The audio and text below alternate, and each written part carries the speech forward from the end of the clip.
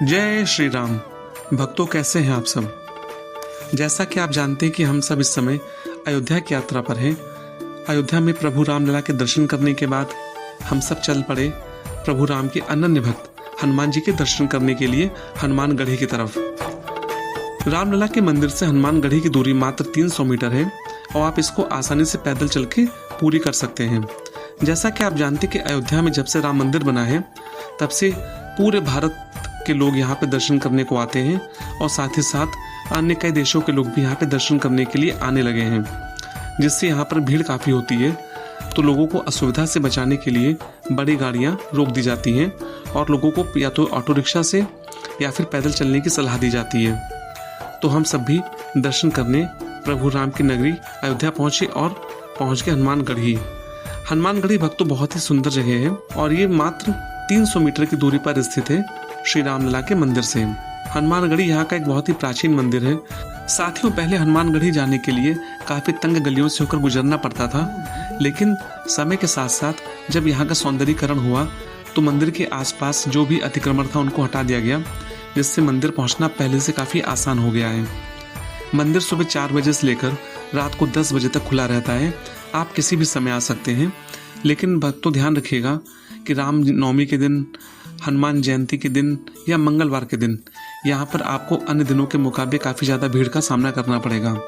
लेकिन व्यवस्था इतनी सुदृढ़ है और इतने अच्छे से की गई है कि आपको कितनी भी भीड़ हो लेकिन दर्शन करने में ज़्यादा समय नहीं लगेगा। तो आइए चलते हैं हनुमान जी के दर्शन करने हनुमानगढ़ी में। जय श्री हनुमान। अयोध्या में बसे हनुमानगढ़ी से हजारों लोगों की आस्था जुड़ी हुई है। कहते हैं कि आज भी यहाँ हनुमान जी अयोध्या का कार्यभार संभालते हैं। इनके होते हुए राम जन्मभूमि को कोई भी नुकसान नहीं पहुंचा सकता। अयोध्या को मंदिर और मूर्तियों का गढ़ भी कहा जाता है। यहाँ एक से बढ़कर एक मूर्तियां हैं और करीबन 8000 मठ और मंदिर हैं। इनमें से सबसे मशहूर है हनुमान जी का मंदिर, जिसे हम हनुमानगढ़ी कहते हैं। ऐसा माना जाता है कि हनुमान जी आज भी यहाँ वास करते हैं, इसलिए जब तक इस मंदिर के दर्शन न करो रामलला के दर्शन अधूरे हैं। यह मंदिर का एक गुप्त रहस्य लिए बैठा है, जिसके बारे में बहुत कम लोग जानते हैं। तो आइए जानते हैं कि हनुमानगढ़ी का मंदिर इतना प्रसिद्ध क्यों है और अगर इसके कोई गुप्त रहस्य हैं तो वो रहस्य क्या है। हनुमानगढ़ी के मंदिर को लेकर कई कहानियां और मान्यताएं हैं। कहते हैं कि लंका से लौटने के बाद भगवान राम ने अपने प्रिय भक्त हनुमान को यह जगह रहने के लिए दी थी, इसलिए इस जगह को हनुमान जी का घर भी कहते हैं। अथर्ववेद के अनुसार भगवान राम ने हनुमान जी से कहा था कि जब भी कोई अयोध्या में मेरे दर्शन करने आएगा उससे पहले उसे तुम्हारे दर्शन करने होंगे। इसलिए आज भी लोग रामलला के दर्शन करने से पहले हनुमानगढ़ी जाते हैं। साथियों, कभी आप यदि अयोध्या जाएंगे तो सबसे पहले आप सरयू जी में स्नान कीजिएगा। उसके बाद हनुमानगढ़ी में दर्शन करने के बाद वहाँ पर हनुमान जी से इस बात की आपको आज्ञा भी लेनी होगी कि क्या वो भगवान राम के दर्शन कर सकते हैं। उसके बाद ही आप रामलला के दर्शन करेंगे तो आपके दर्शन पूरे माने जाएंगे। हनुमान जी अयोध्या के राजा के रूप में विराजमान हैं। धार्मिक मान्यता के अनुसार भगवान राम गुप्तार घाट के जरिए जब गोलोक गए तब उन्होंने अयोध्या की जिम्मेदारी हनुमान जी को सौंपी थी और भगवान राम का आदेश हनुमान जी कभी टाल नहीं सकते थे। इसलिए आज भी अयोध्या की जिम्मेदारी हनुमान जी के हाथों में है। हनुमानगढ़ी मंदिर की स्थापना आज से 300 साल पहले स्वामी अभय राम जी दास के निर्देश में हुई थी। यह मंदिर अयोध्या शहर के बीचों बीच ऊंचे टीले पर स्थित है। इसके दक्षिण में अंगद और सुग्रीव टीला भी बना हुआ है। इस मंदिर की महिमा इस कदर है कि लोग हनुमान जी के दर्शन करने के लिए 76 सीढ़ियां चढ़कर जाते हैं। यहाँ के लोगों का मानना है कि हनुमान जी आज भी यहाँ अयोध्या का पूरा कार्यभार संभालते हैं।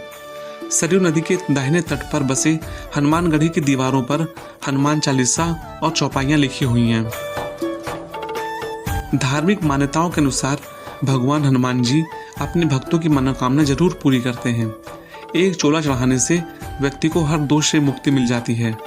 पाप से मुक्ति पाने के लिए सरयू नदी में स्नान करने की भी मान्यता है, लेकिन इससे पहले लोगों को बजरंग बली की आज्ञा लेनी पड़ती है।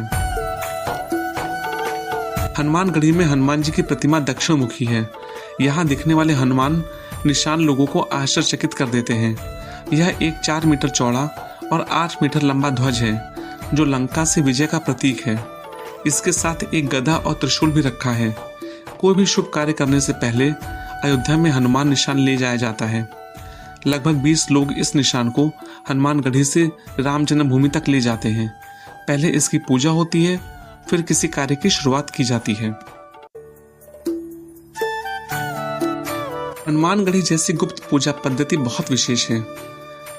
देश में ऐसी पूजा कहीं और नहीं होती है।